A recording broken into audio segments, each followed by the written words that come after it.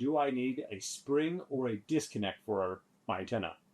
No, you do not. However, they're really nice. Springs are nice.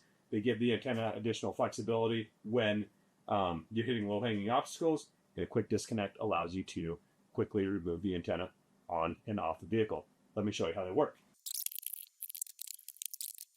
For instance, if you have an antenna and you drive under a lot of low-hanging obstacles, branches, it can be really helpful to have a spring at the base of the antenna so you don't damage the antenna, your mount, or even your vehicle. So if you have an antenna contacting lots of low-hanging obstacles, you want that to be able to bend over.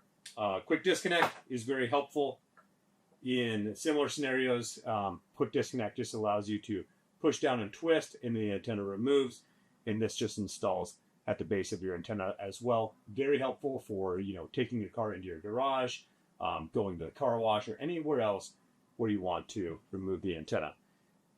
Quick disconnects and springs have standard 3/8 by 24 threads and just thread on to the base of any top-loaded antenna, or really any antenna that has standard CB antenna threads. So the other question we get that I'll just answer: what order do I put the spring and the disconnect in?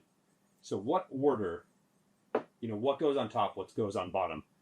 The answer is, it doesn't matter. Whatever makes most sense for your use case.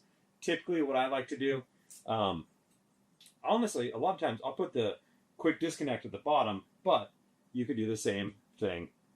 You could put the spring at the bottom, should you desire. The only times, I suppose the reason I like to put the quick disconnect at the bottom is that when I take everything off of my vehicle, then only the little nub remains. But here we go. Push down, and you can see there's the nub for the quick disconnect.